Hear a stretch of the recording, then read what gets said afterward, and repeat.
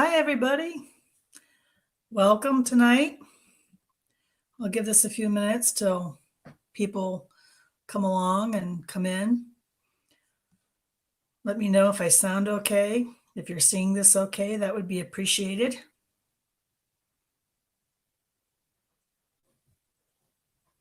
Hi, Allie. Nice to see you. We have kitty cats in here.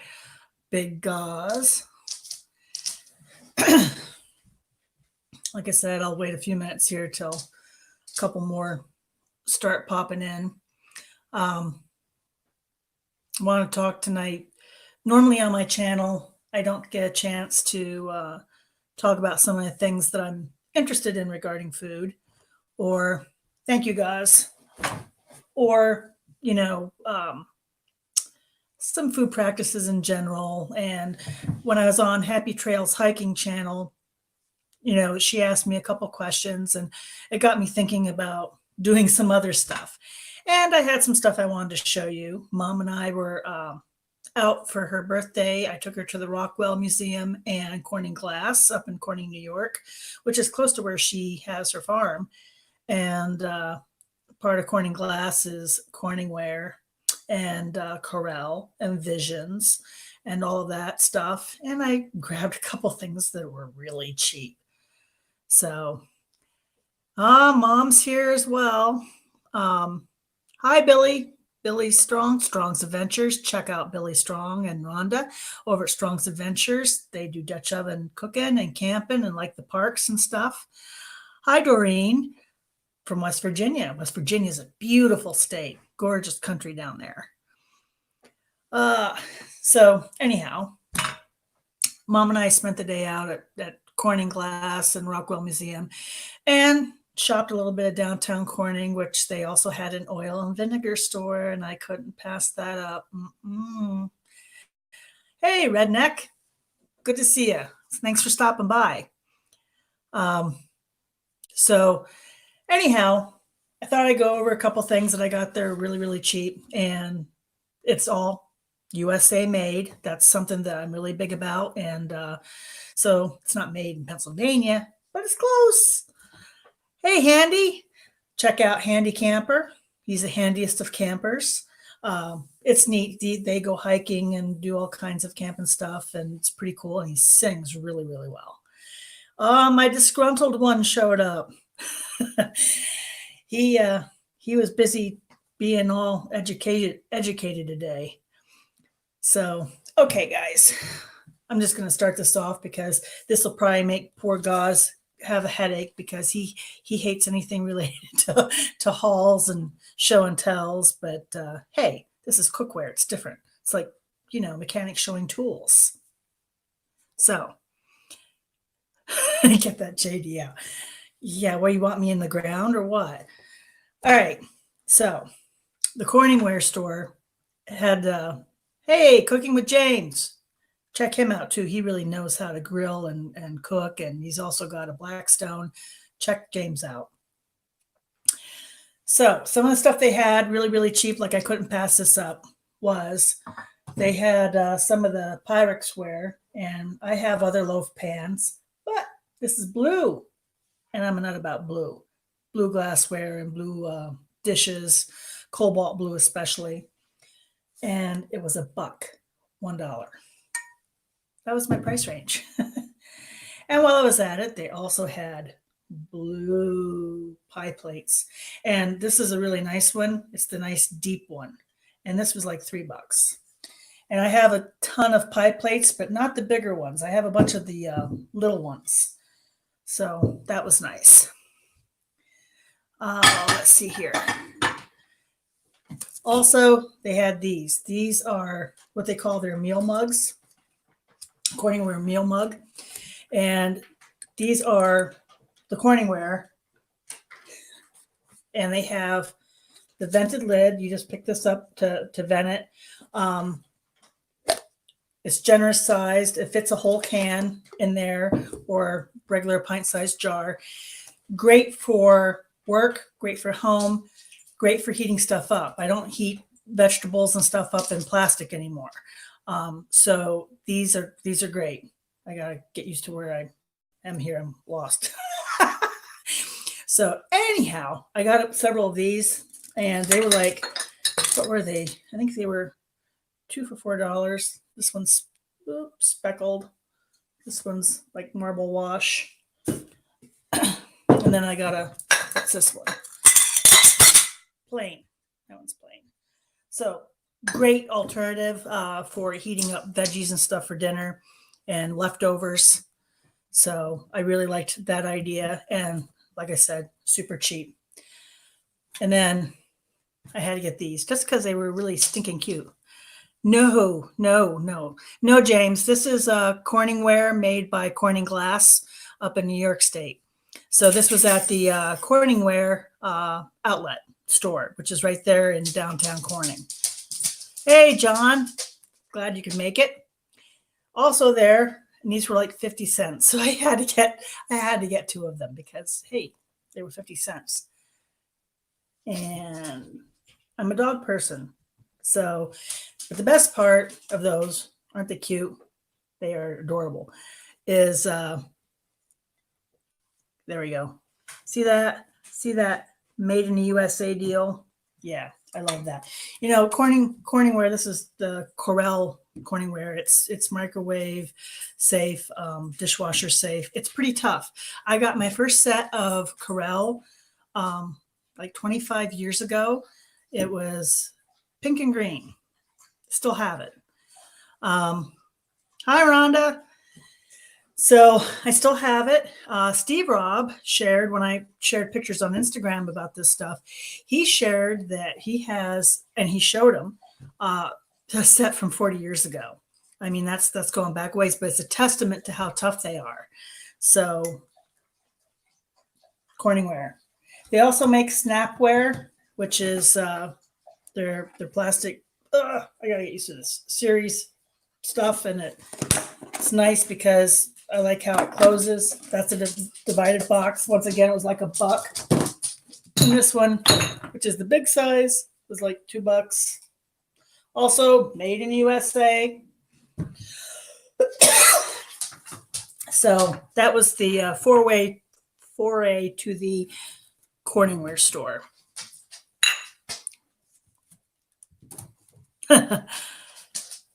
Yeah, they're really they're great dishes, and I mean they're made in the USA. You just can't beat that. I've had a couple other kinds of dishes over the years because I get bored. But I've had them like after about 5 years. I usually look for something different to change out for a while. And I've had Pfaltzgraff, and I have right now I have Paula Dean's Garden Rooster series, which you see when you see me plate stuff in my videos. So, yeah. Oh yeah, it was so cheap. The stuff was really cheap. And she says, "Oh, come back around Christmas, after Thanksgiving. We have even more big deals." I'm being given toys and expected to throw toys while I'm on the live stream by 10. 10, come here. Come on. Come here. There, here, you can see him. That's my buddy 10. I gotta there we go. There, that's my buddy 10. Now, go. So, hi, Songbird. Oh, yeah, and Songbird, if I recall, you're pretty local here to me. Yeah, absolutely, John. Look for the Union label. Absolutely. So while we were there in Corning, we walked right past it. They had an oil and vinegar shop. I can't pass that up. Now, Mom has never been into one before, and they had a maple extra virgin olive oil. And she was so enamored of that she wouldn't even try any other oils. My mother is a maple nut. So she, he's not a bonehead. Anyhow, she had never had oils and tried them like this before and stuff. And she loved the maple so much that she didn't want to try any after she had that, because she's a real maple nut. Anybody that knows the family knows my mom was raised in a family that has their own sugar shack up in New York State, and so she inundates everything with maple as much as possible. She's truly devoted. So bourbon maple. It tasted like a cognac. Yeah, it was very rich. So I brought home two new ones, uh, both in oil and a vinegar. And the one is this is a blood orange olive oil, fused olive oil. And then the vinegar is a tangerine. There we go. Tangerine balsamic vinegar. Great for salads and fishes and even some poultry. Gives a really good flavor to a lot of different things. So, yeah, I remember that from the 70s.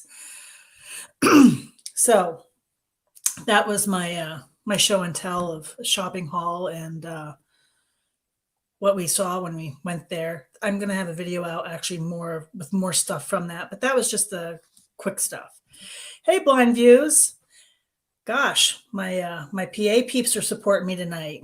Blind Views has an awesome channel. He's a tremendous artist, but he also follows the RV and camping community. And he's down at Harrisburg, and that's only like about an hour south of me. So another local one. All right. So I wanted to actually ask you a couple things before I talk about my other stuff tonight. One of the things I wanted to ask about is, so Billy from Strong's Adventures and I were talking the one day, and I was talking about the cookbook, which yes, I'm still working on. But he said that instead of just the recipes, he was thinking about, the fact that I always have these stories or the history, and that I should infuse some of those into the cookbook. So I'll ask you guys, do you think I should do that? Or do you think it should just be a straight, straight recipe cookbook? Now, I'm going to give you an idea of what it's going to look like. All right. It's going to be, there we go, sort of. It's going to be a hardback like this. And it will have divided, I got to get used to this, divided sections.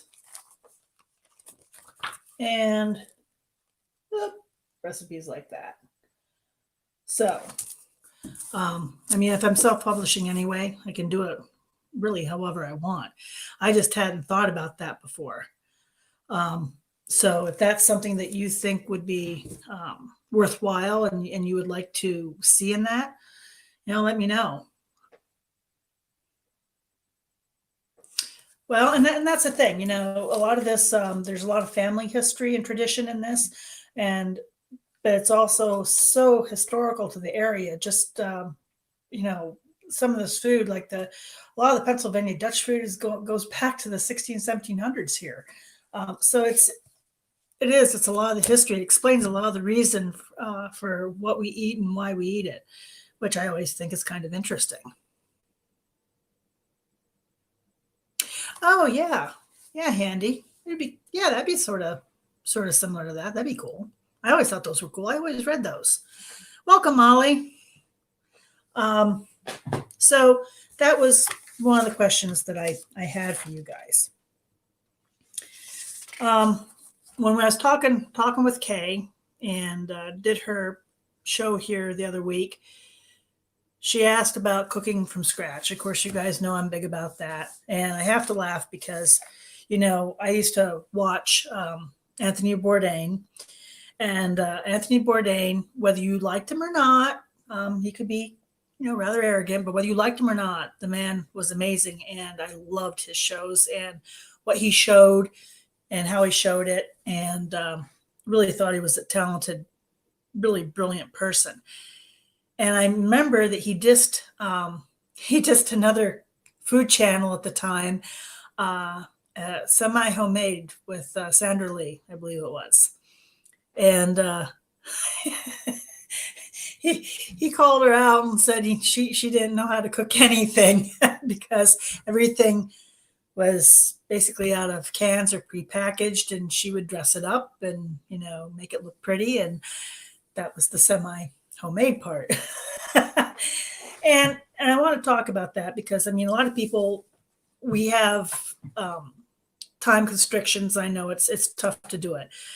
But truthfully, if I can make it happen on most days with the schedule I have, I work 12-hour swing shift, which means I swing every week between 12-hour day shifts and 12-hour night shifts.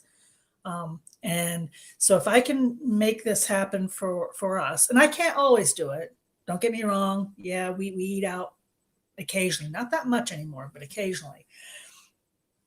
Or we cheat with something, everybody does. But it's a management issue. Oh, Molly, thank you. Yeah, I like cast iron Wednesdays too. I can't always do it for every Wednesday, but I enjoy them. And the cast iron community that Native Tears started with doing cast iron Wednesdays is pretty awesome. They've got quite a list. Oh, thanks, Blind Views. Yeah, a lot of people are interested in that. And I guess it's brought up a lot of memories for people too. I get a lot of feedback from people who moved from the area and had relatives from here or grew up here when they were young. And some of those relatives are now gone, like mothers or grandmothers or grandfathers, and they don't have the recipes. And some of the recipes that I share here from the area are resonate with them because some of them are the ones that they grew up with and lost and didn't have. Yeah, Mike says too damn expensive and usually not as good as my cooking with eating out. That is a challenge with eating out anymore. I'm not a chef by any means. I am just a home cook. But I got to tell you, if you cook decently, when you go out to eat, it's a challenge because you don't accept just average. If I go out to eat and I'm paying for a meal, I want something that's at least as good as what I make and hopefully better, because that's really what I'm paying for. If I want something that's pretty good, I can stay home. Hi, Kat. Welcome.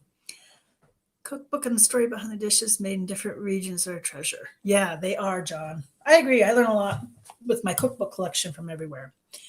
So anyhow, back to this whole cooking at home thing. It's a logistical thing. It takes planning. It takes some thought. Like right now, the Mennonites have a chicken sale and sausage sale. And I just ordered 80 pounds of thighs and quarters. It'll be in probably the end of this week. And I will spend a while breaking all that down and vacuum packing it and putting it in the freezer. That will last us, chicken-wise, almost pretty much a year. And the price to do that and have it all there for whenever you need it is remarkably cheap and so much more convenient. So this is why I said it's like an ounce of prevention's worth a pound of cure. You can do this. If I can do this, and I do this whether I'm working and home and I've got the farm, anybody can do this. You just have to plan a little bit.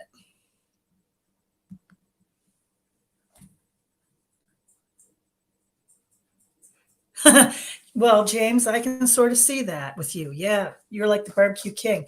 I can understand that. I really can. Went out Thursday night and had the scalloped potatoes. That was the most disgusting stuff. Yeah, that happens a lot, doesn't it? That reminds me. Speaking of barbecue sauce, so I make a Jack Daniel's barbecue sauce, and I make an Asian hot sweet and sour barbecue sauce.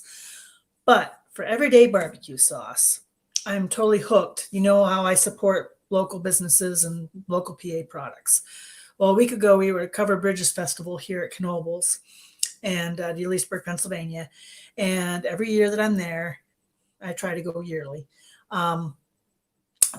The one stand is actually a lady from Berwick that started her own barbecue sauce label, and it's growing. She just had original originally, and now she has the mid-hot and spicy. And her barbecue sauce is absolutely divine. I'm going to share that on a video, but let me show it to you quick.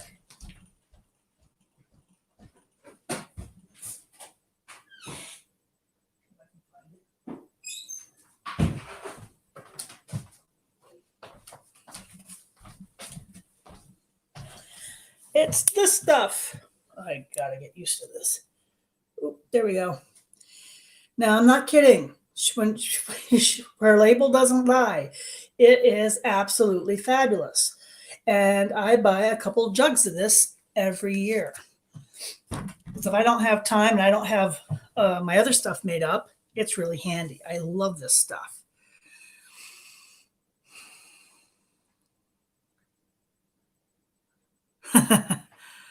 Yeah, I'm fussy about barbecue sauce too. I love this stuff. This is the mid spicy.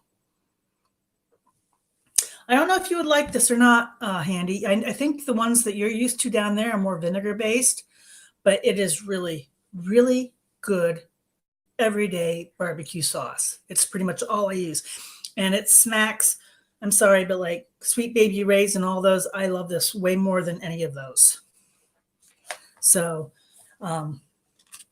anyway, we're talking about the logistics of meal prep and meal planning. Take advantage of stuff like that. Buying in bulk, if you can do it. I mean, not everybody has a freezer space and stuff. I have a chest freezer downstairs, and we have another refrigerator with a freezer top on it that we also have downstairs. So, but once again, you can always get it and you can always can it.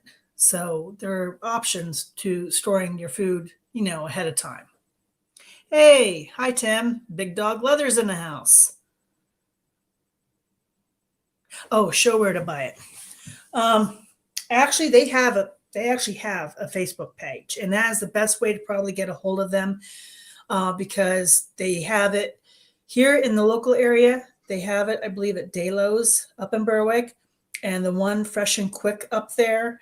But those are there's one other place too. They don't always have it, so that's why they tell you actually contact them. I got to get used to this. Contact them on Facebook and get with them, and they will ship. And if you're local, they'll also tell you the other places to get it. When I do the video and share it out on the video, I will try and include that information as well. So, but it's pretty cool. I mean, she just started making this in her kitchen and it grew from there. So you never know where stuff's going to go when you start out with this. Now, boys, be nice, play nice. So anyhow, so that's a bit of the meal prep that I want to talk to. And we were talking more about eating healthy and stuff. Like a lot of the junk that you want to avoid is in the middle of your store. The old adage was that you shop the outside of your grocery store because that's where your proteins are, your fresh vegetables are, and all the processed junk with tons of carbs and sugars are in the middle and usually cost a lot. The Olive Crew. It shows no name on front. The best barbecue sauce anywhere, period. That is the actual name, honestly. The best barbecue sauce anywhere, period. That's the name of the barbecue sauce company. Made by Jay Ayton. I believe it's Judy Ayton, but I'm not sure. That is the name. That is the name. Honestly, that's the name right there.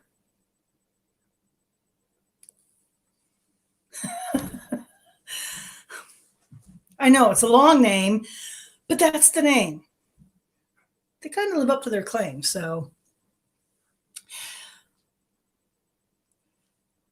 see, Mom, that was the name. It is. The name is the best barbecue sauce anywhere, period. That is the name, Mom.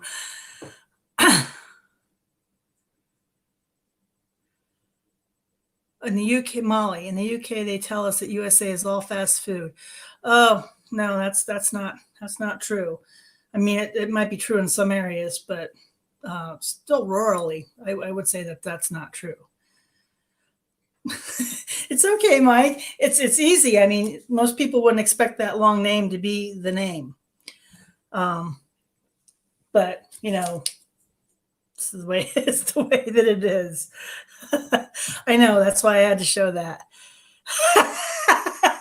Yeah, see, James condensed that down just like that. TBBSA. Hey, maybe that's a suggestion I should make to them. It would probably help them out.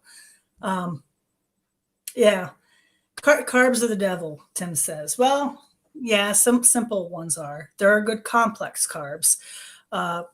Good carbs, bad carbs. And actually, I was talking to Tim about at Big Dog Leather there um, about doing a live stream later on. And that's something I was going to say. With winter coming up, I can't do these. I don't bother doing these like spring to fall because I'm busy. I'm just busy. I'm lucky I get videos out. But over the winter, maybe once a month, it might be fun to talk about some of this stuff. And carbs was one of them. Yeah. It's funny though, even rural people get sucked into stuff.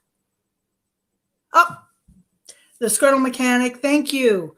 Mike put in the link there for the barbecue for their page. Awesome. Thank you so much. Pierogies too. Those are coming, John. Honest to God, they're coming. They're coming for Christmas.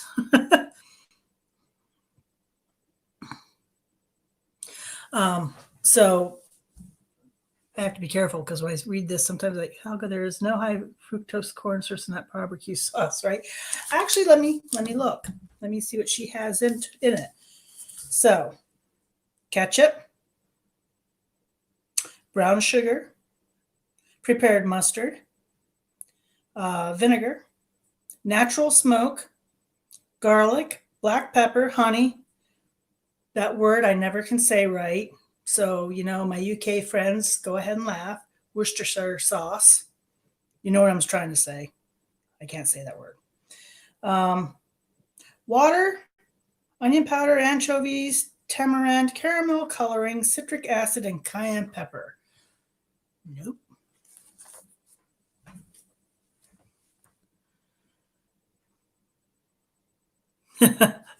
So, let's see. Hey, welcome. VE3 Foul 1 Fred. Thanks. Oh, that's right. Canadian Thanksgiving is this week. That's Monday, isn't it, Fred? Really is good barbecue sauce. I would never kid you guys about this. We were talking though about country cooking and even the rural areas. This is true story. I actually know. I grew up dairy farming. We used all our own stuff. We grew our own garden. We actually grew our own grain at one point that we actually ground ourselves for bread and stuff. That was a process. But we used to do our own butchering every year and used our own milk products. We had a milk separator and stuff. So we made our own butter and our own cheeses and yogurts and buttermilk and all that stuff. But I still know dairy farmers. I have a friend who's a dairy farmer. I don't understand this. He actually, they buy milk from the store. They buy milk from the store and buy meat from the store, not their own. They sell it. They don't eat their own. Why? I don't understand this. I still don't understand this. I mean, that was totally foreign concept to yeah, I don't understand that. It's an American picking wheat, make flour for a pizza. Yeah. Oh, thank you, Big Dog Leather. Yes, I hit my 5,000 subs here a couple weeks ago.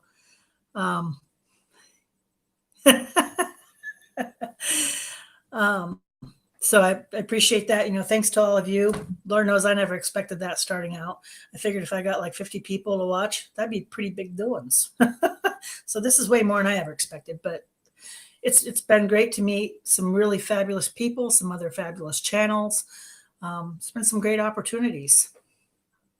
Yes, Kat, I know. You can tell you what, you can be my designated sayer of that. How's that? No matter how hard, I can never get it right. I'm just not going to try. Hey, Tamsin, welcome. It's nice to see you here. Tamsin, I don't know. I don't know if it's for convenience. I honestly don't know. Hey, dark matter, DIY dark matter's in the house. I don't know why you wouldn't use your own products. And when I asked him, he says, "Oh, the kids don't like the taste." I'm like, "Really?" I was raised on whole milk, so to me, store milk tasted funny. I don't get it. Although on the other hand, when they did cook any of their own meat, and James will understand this, they would do it to well done, which is kind of like sacrilege in my book. So, maybe it was more honorable to buy store meat to kill that way than your good product. Oh, hi, Anita, 3 kids. Welcome. Newbies are welcome. We like newbies, like oldies, newbies, in betweenies.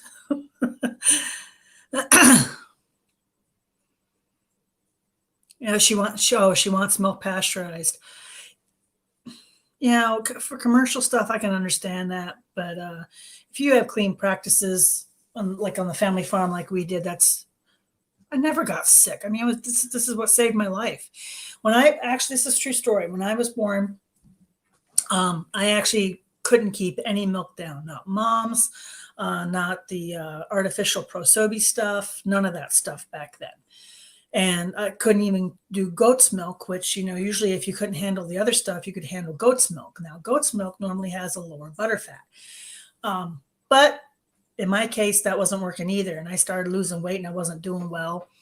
And so my dad said to the doctor, he says, we've tried everything else. How about, whole Jersey milk? We have that. And the doctor at that time, this was a long time ago. We'll not talk about how long, said, well, what the heck, give it a try because nothing else is working. And I took off on it. Jersey milk has a higher butterfat. And here come to find out my dad had the same issue. And it's like 1 in 1,000 babies has this issue. So, I am very tied to my milk. And there's huge diet culture. I went through years of all kinds of stuff. And they always wanted to get rid of your dairy. And I never would give up my milk because, to be honest, I've tried going even without it when I was trying to diet and stuff. And I felt like crap. So pretty much told them to go, stick it. I want my milk. Oh, thanks, John. That's sweet. Oh, thanks, Tamsin. The only thing well done is boiled water. Absolutely, James. Totally agree with you. Yeah, it does. It starts with farm dairy, but like I said, especially when you're in control of your own situation, it's different. Now, once again, family farms are going down the tubes in this country at a really alarming rate. So I'm not sure how long that'll be applicable anyway, but I can understand that.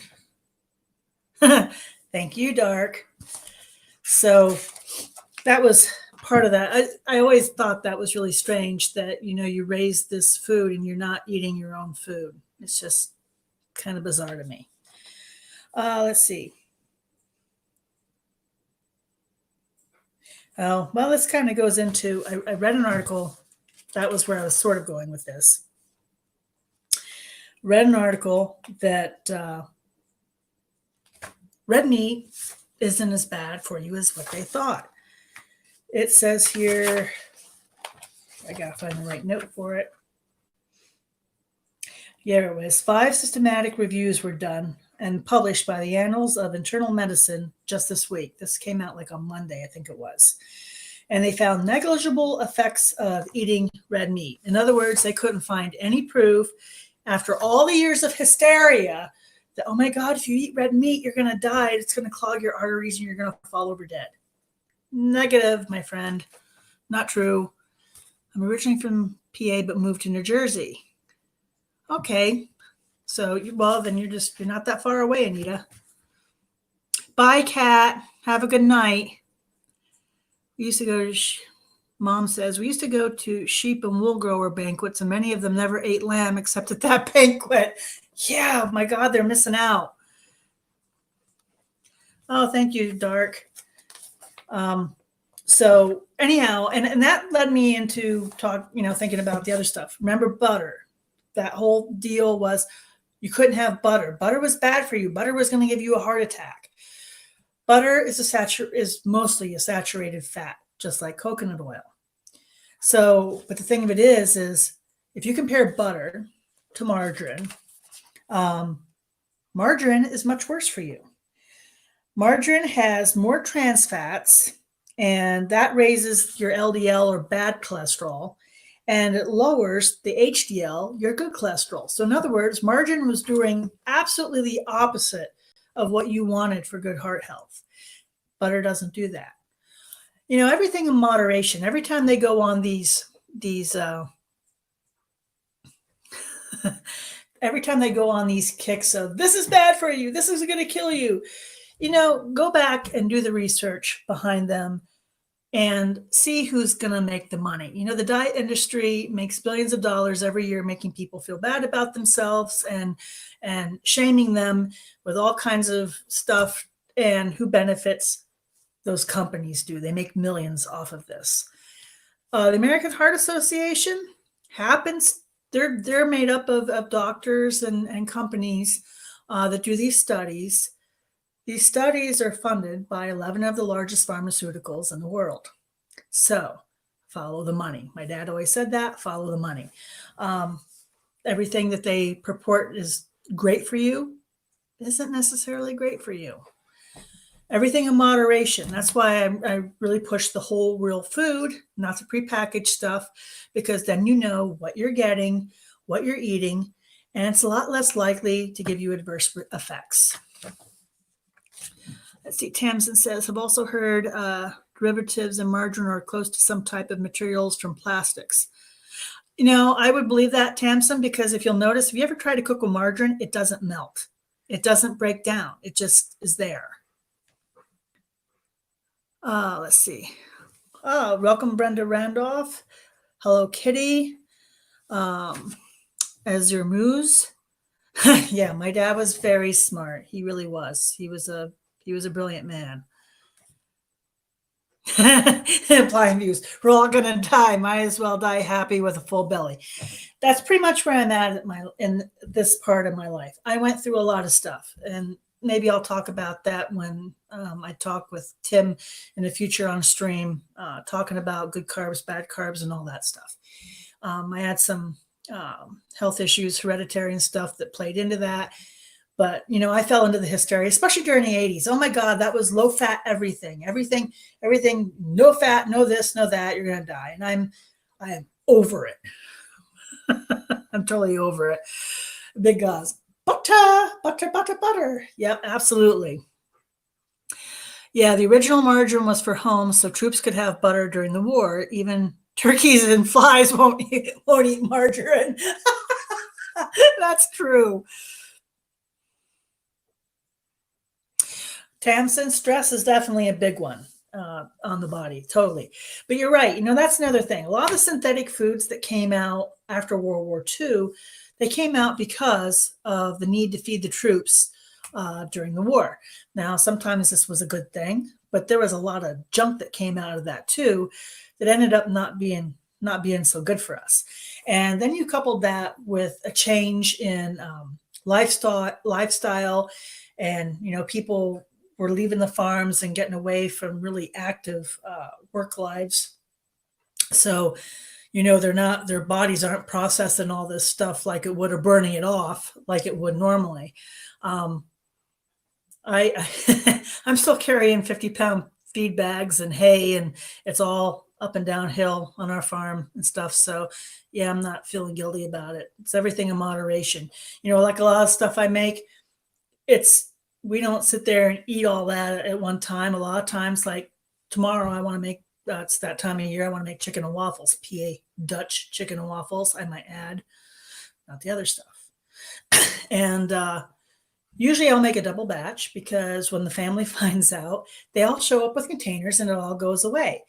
If I don't make a double batch, I won't even have enough for leftovers.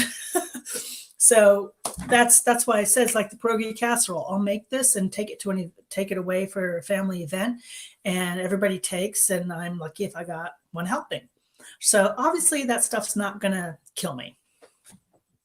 Hey, Brenda, absolutely. You only live once. Oh, let me see here. Twice if there's an AED handy. Yeah, well, there you go. You never know how many lives you got. If you're a cat, you got 9. Yeah, moderation is the key, and not being too sedentary. I mean, if you can help it, keep active. It matters.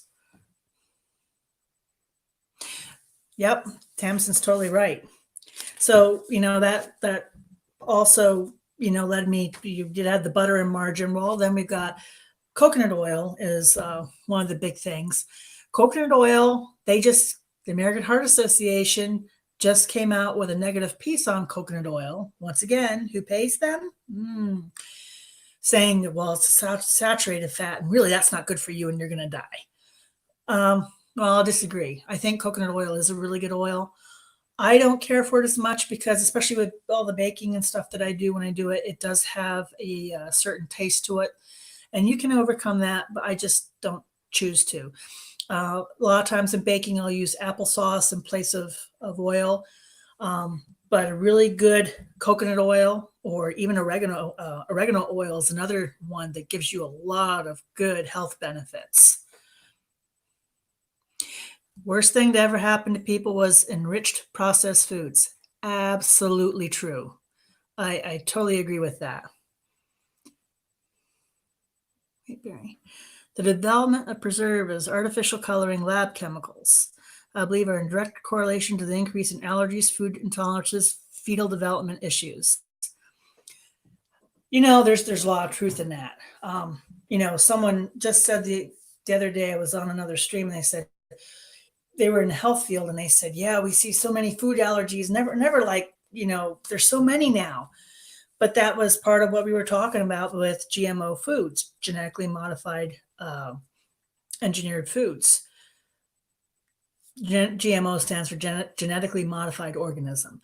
So the concept behind GMOs was to make your food plants hardier, so that they could withstand to climate or harvesting techniques and stuff, and be hardier plants, have more yield, and feed the world. Okay, sounded great.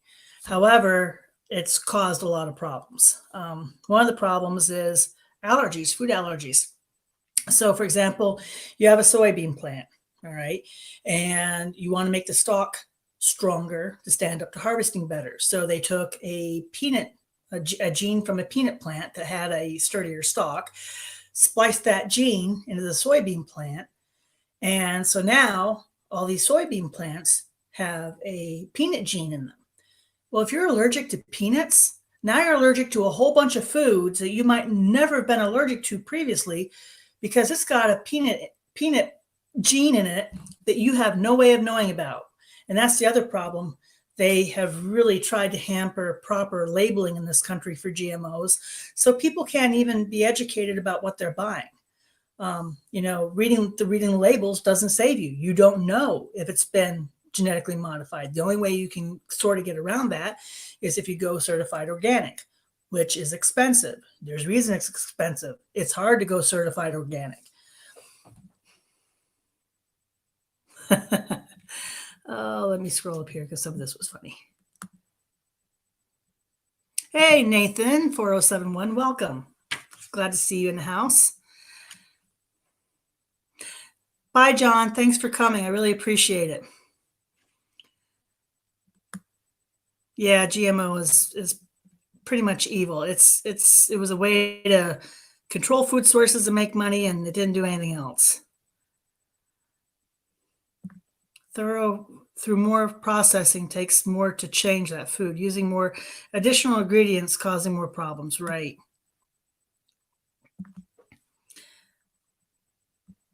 There's GMO and lab GMO. Farmers have been naturally GMO for centuries. So um, there's one main company that really controls GMO around the world.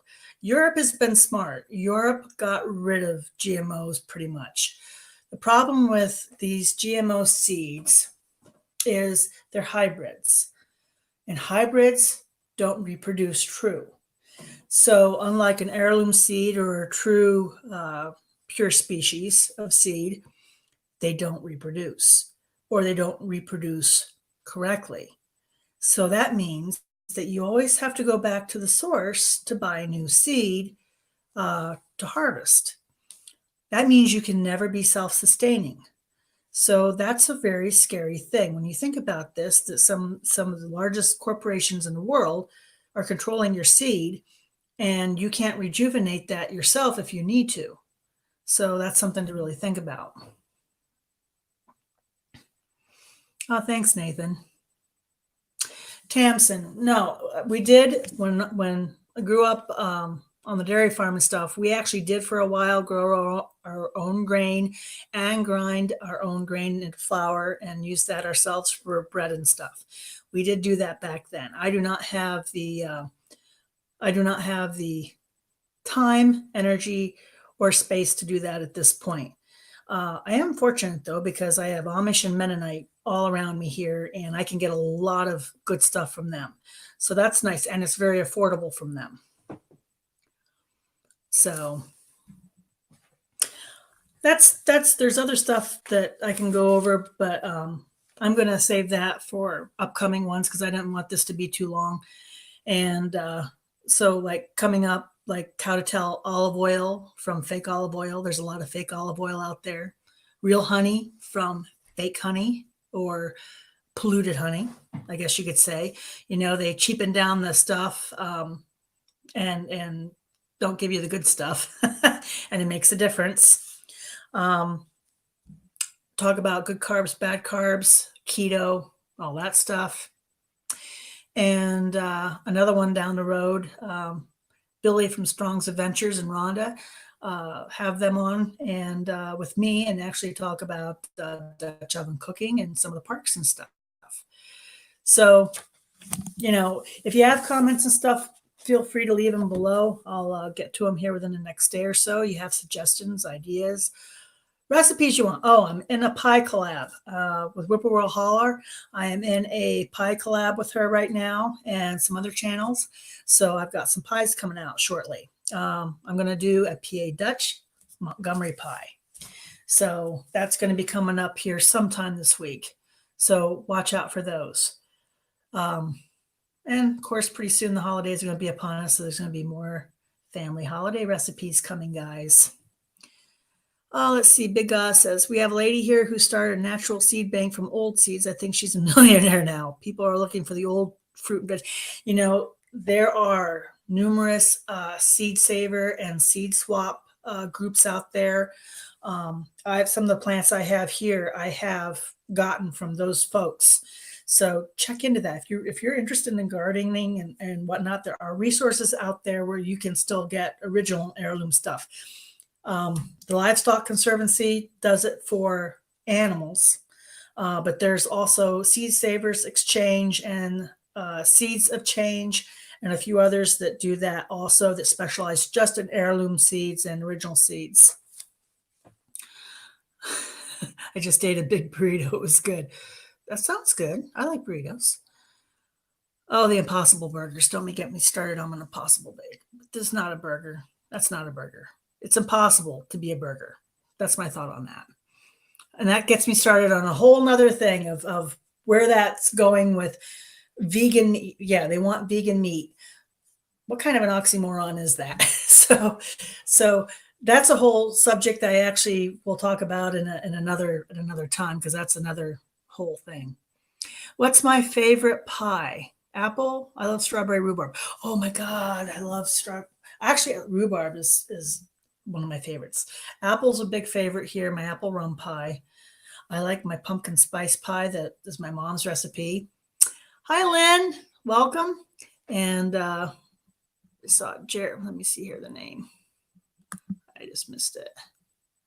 Jared Strain. Yeah, they're impossible. Favorite pie. I don't know. Rhubarb is probably a close. I don't get it that often, but probably rhubarb is one of my favorites. But I like cherry crumb and chocolate. And oh, come on, favorite pie. That's like almost impossible in itself. I watched Whippoorwill Homestead and heard her call out your name for the collab on pies. Can't wait to see yours. Oh, thank you, Songbird. Thank you very much. Yeah, I was so thrilled Lori did that. I was very honored. Let's see. Hey, Helga, love your segments. Can you make some hog maw? Yeah. Actually, that's another one. I have a list of things that I really want to do. Hog maw's on the list, but it takes time.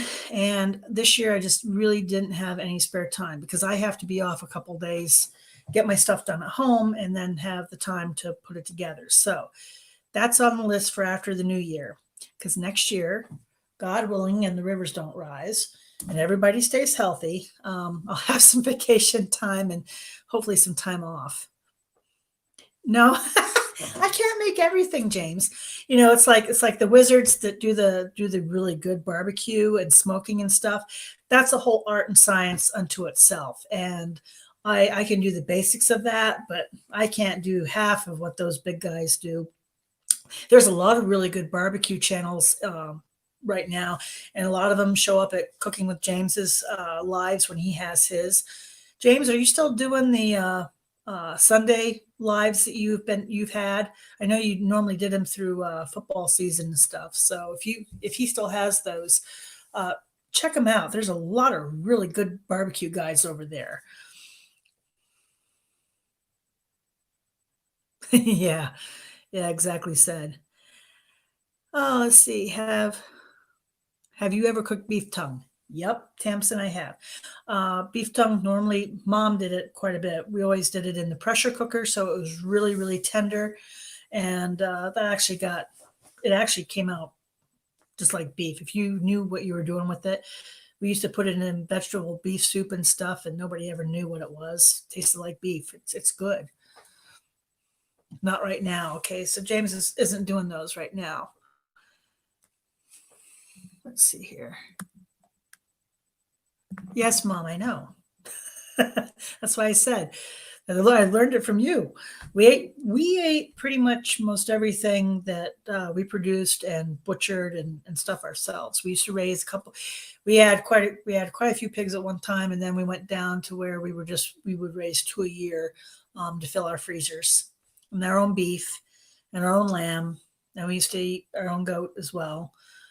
So yeah, not to mention what you hunted. So all kinds of game. Maybe this Sunday he'll do one. Hi, Granny. Welcome. Nathan makes wonderful barbecue. Great stream. Really enjoyed it. Oh, thank you, Blind Views. Well, that's pretty much where I wanted to go with this. I'm going to get going. This is actually longer than I expected. Ran almost an hour, so cool. Oh, good. Thanks, blah. Blah, blah, blah, blah, blah. No, Lynn, I have not used jackfruit. I'll have to give that a try. Okay, guys, I'm going to wrap this up. I want to thank you all for coming. Like I said, you always feel free to comment me or contact me through my Facebook page or on Instagram. Like, subscribe if you already haven't, although you probably have if you're here. And, like I said, anything, recipes, ideas, let me know. I like the interaction with you guys. I really appreciate it. That's partly what this channel is all about. So I'm going to get going. Thank you all for coming. And maybe we'll do this next month. So good night. Goodbye. Be safe.